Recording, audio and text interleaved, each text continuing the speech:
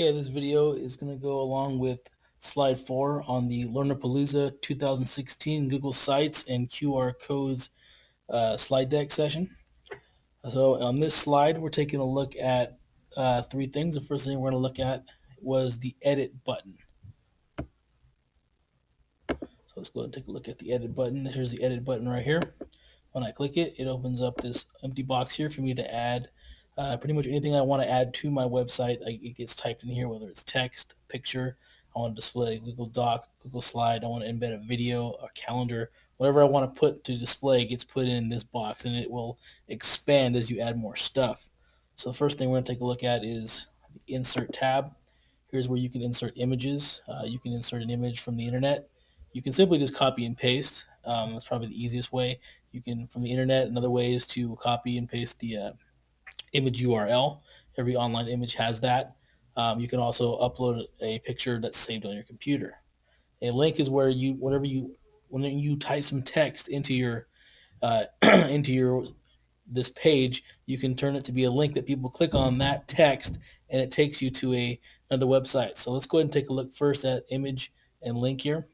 If I click on image, if I click on upload images, it'll search my computer for pictures that I want. I can do by image web address. So any image online, I right click on that image, it gives me an image URL. I copy it and paste it right here. But probably the easiest way is a simple just copy and paste. So if I want to find a picture here, I'm just going to do a random picture of football. And once I click on it, there's two ways to get this picture in there. I right click on it. If I can copy image address, go to insert, image, web address, paste it in there. If you see this image here, that means it as a preview, that means that it was a good link, it's going to work.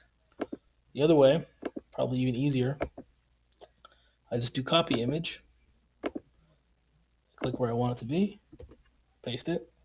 Now when I paste it in there, some pictures are very large, so I can make this small, medium, or large. Or if I do 100% original, it's going to get real big.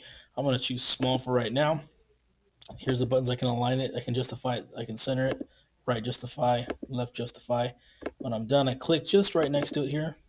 I hit enter a couple times to add more content below. If we go back to insert, we'll take a look at link next. I'm going to add some text here. We'll say this is a picture of a football. So I can take any part of this text and highlight it. Let's just say football right here.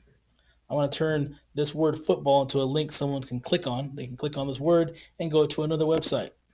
So I'm going to go to NFL.com. They should be a very good authority on football, I would presume.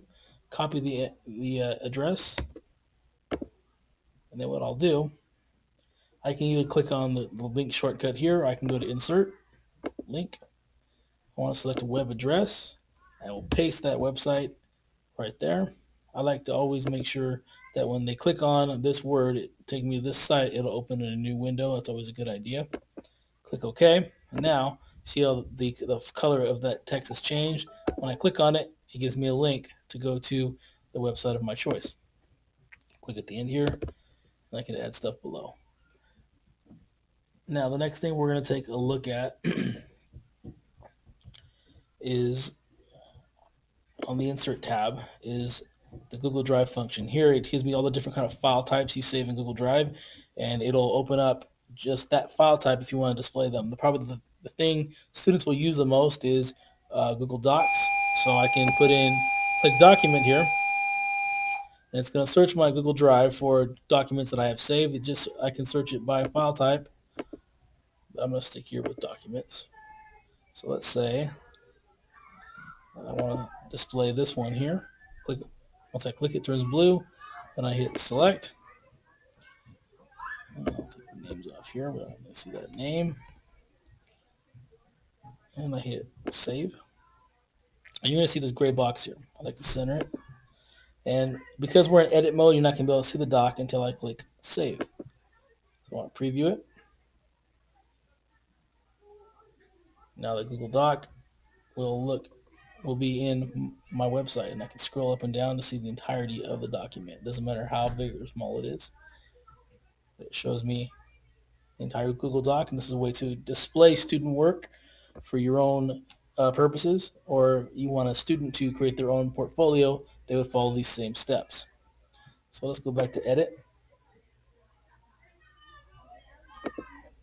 So I click to the last thing that I've added. I click right next to it on the right side, hit enter a couple times so I can add stuff below. So we'll take a look at insert. We're going to go and try another file type, presentation. This is probably the second most common thing students will display. It's going to show me just my presentations. So I'll just take this one right here, take out the name, and how big do I want it to show? I want it to be nice and big so people can see it. You can make it so it starts automatically. You can restart after the last slide. I'm not gonna click either of those. Click save, and now again I have another gray box here. Let me click on it so I can center it. When I hit save, I'll be able to see it. So right here, use the arrow button here. We can go through each slide and actually displaying a student submission here who didn't complete it, so there's nothing on there really to see. But I can go from slide to slide. I can even go down through and go straight to a slide. You can click here and do whole screen, so whoever's viewing this slide this presentation can see it full screen instead of just in this box on the website.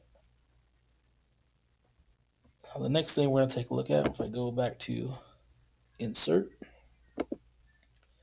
take a look, YouTube. Now YouTube, every YouTube video has its own individual URL or web address. So if I go to YouTube, and let's say the student has made a video, we'll say for example, maybe this is a video that a student has made. Up here is the address. Okay, I'm gonna copy it, and then I'll paste that address right here.